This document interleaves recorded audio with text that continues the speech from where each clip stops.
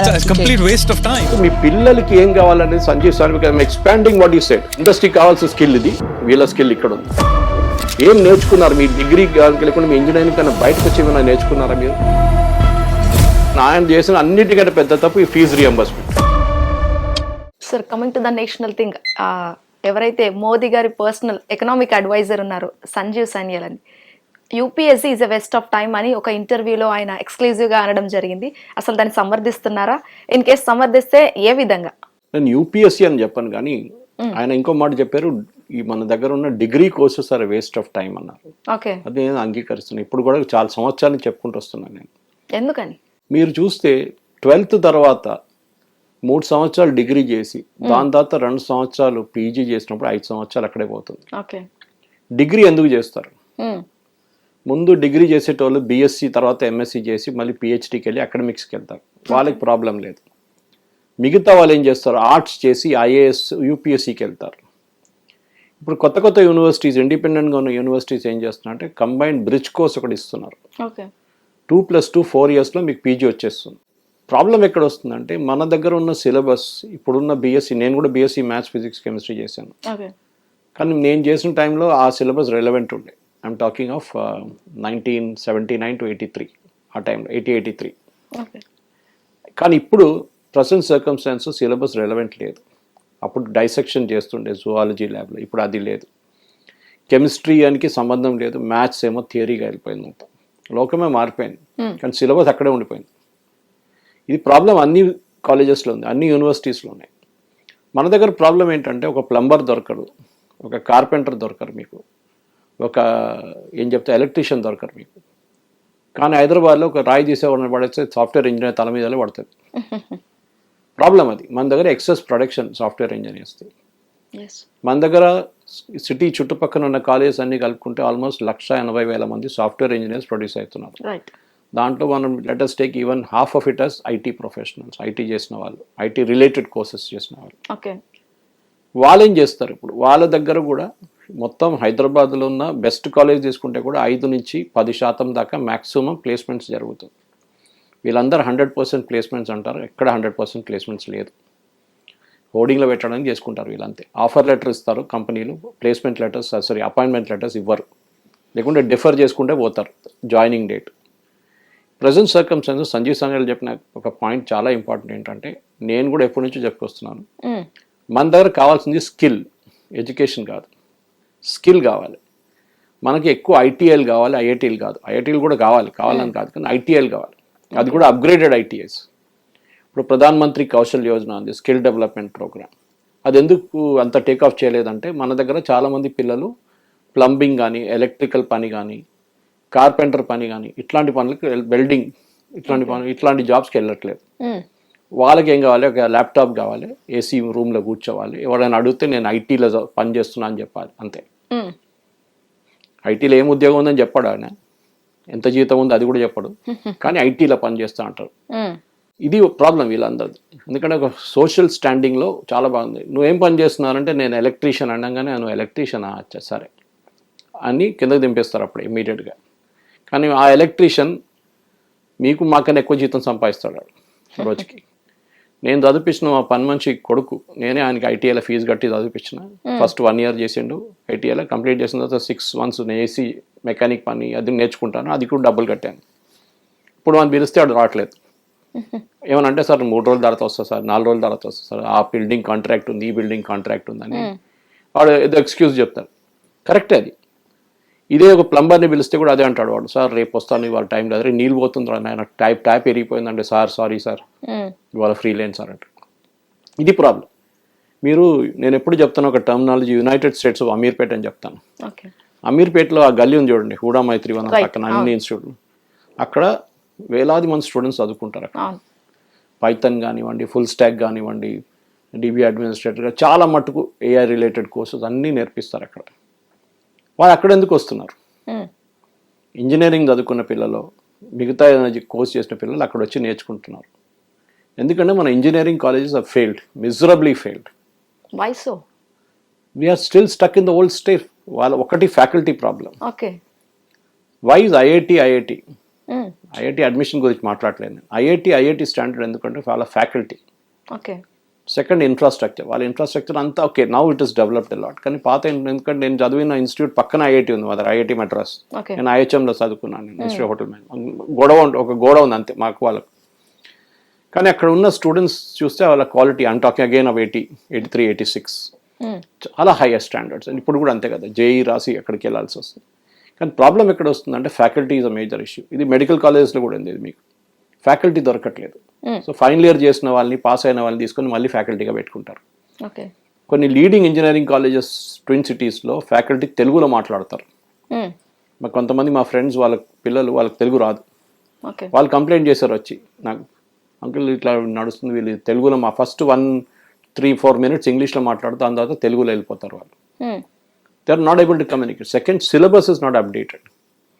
Syllabus ఇప్పుడు కూడా ఏ రూట్లో వెళ్ళిపోయింది, అక్కడిక్కడ వెళ్ళిపోయిందంటే వీళ్ళు ఏం చేస్తారు, కన్సల్టెంట్స్ తీసుకొస్తారు. ఎందుకంటే వాళ్ళు రెగ్యులర్ ఫ్యాకల్టీ హ్యాండిల్ చేయలేరు ఇదంతా.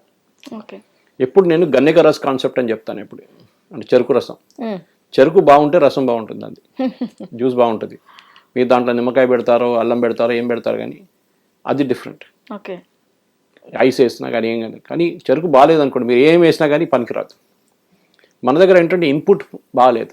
అది ఎంబీఏ కాలేజ్ కూడా అంతే సంగతి, ఈవెన్ ఇంజనీరింగ్ కాలేజ్ కూడా అంతే. కాంప్రమైజ్ చేస్తున్నారు. ఎంసెట్ నుంచి, ఇప్పుడు ఎంసెట్ కాదు, ఇప్పుడు మిగతా కోర్స్ నుంచి కూడా రాసుకుని వస్తే కూడా, ఎంట్రన్స్ రాస్తే కూడా దాని నుంచి వచ్చే పిల్లల్ని తీసుకుంటున్నారు.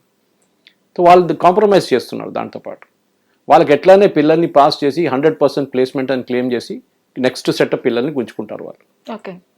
ఎందుకంటే చాలా మంది ఇంట్లో యూఎస్కి వెళ్తారు. దాని తర్వాత ఇప్పుడు యూఎస్కి వెళ్ళలేకపోతున్నారు. యూఎస్ ఏం లేదు ఇప్పుడు, యూఎస్ మార్కెట్ మొత్తం బంద్. అమెరికన్ డ్రీమ్ ఇస్ ఫినిష్డ్ కంప్లీట్గా. H1B పోయింది, దాంతోపాటు OPT పోయింది, మీరు గ్రీన్ కార్డ్ కూడా అంతే సంగతి ఇప్పుడు.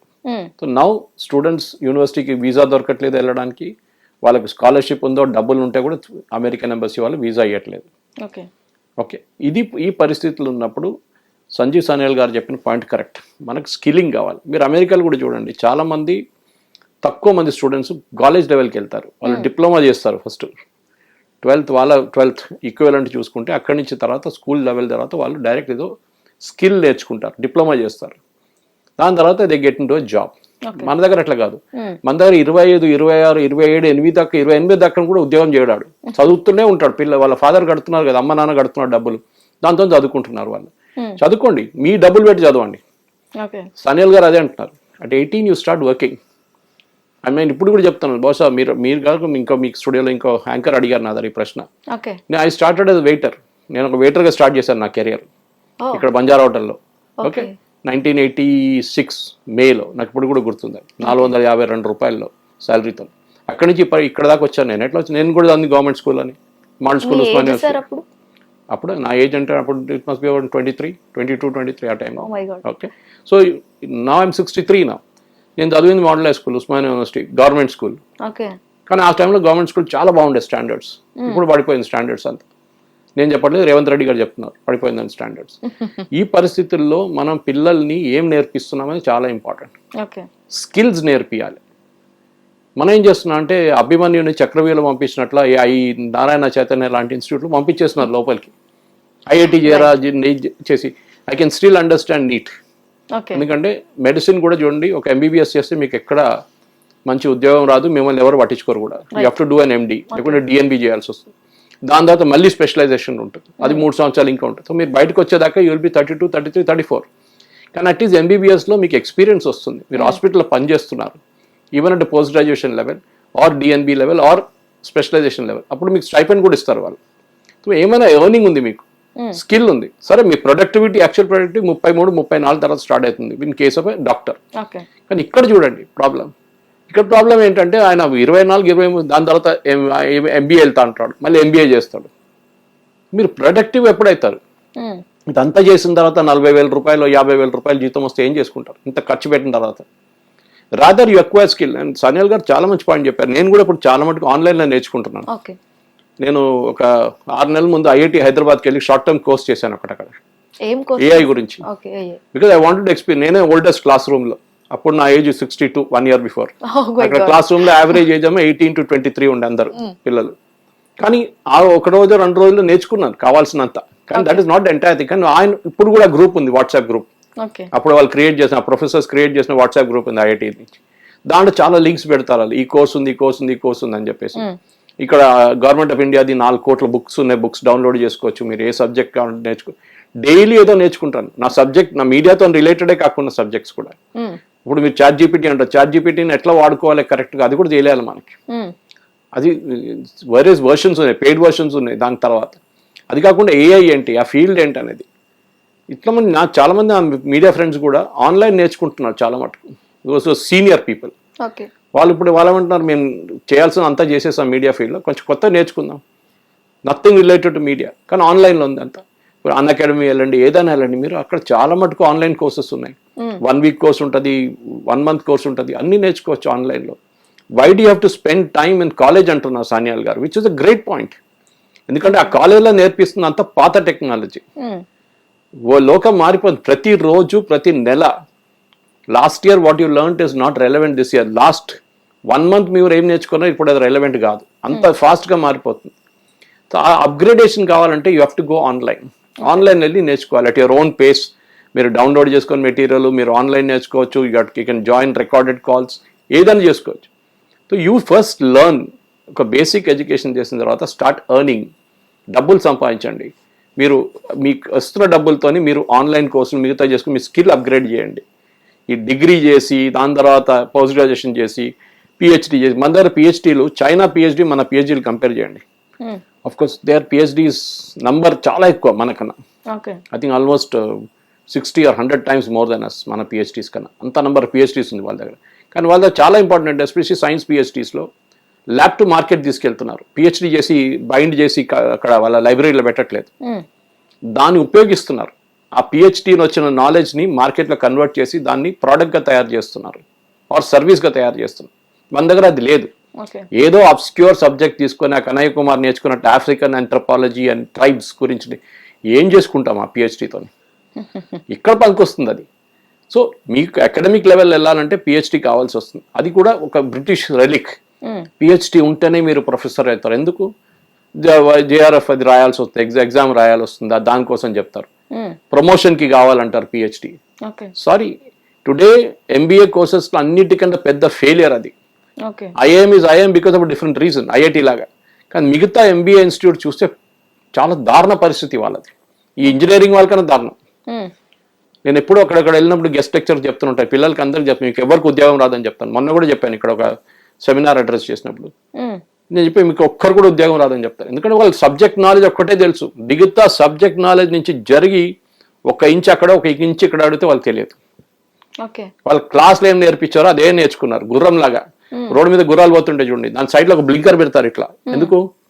ఎందుకంటే గుర్రం సైడ్ లో చూడకూడదు. సైడ్ లో చూస్తే దానికి ఎక్కడేదో కనిపిస్తే అక్కడ వెళ్ళిపోతుంది. అది చూడకుండా ఉండడానికి బ్లింకర్లు పెడతారు ఇట్లా సైడ్ నుంచి, 2 కవర్లు పెడతారు. అది ఇదే చూస్తుంది, స్ట్రైట్ విజన్ ఒకటే ఉంటుంది దానికి. ఇది మన పిల్లల సంగతి కూడా అంతే. మన పేరెంట్స్ ఏమో పక్కన ఉన్నోడు ఐఐటికి వెళ్ళిండు, మా కొడుకు ఐఐటికి వెళ్ళాలి, మా కూతురు ఐఐటికి వెళ్ళాలి. ఆడికి కెపాసిటీ ఉందా అదే అడగారు.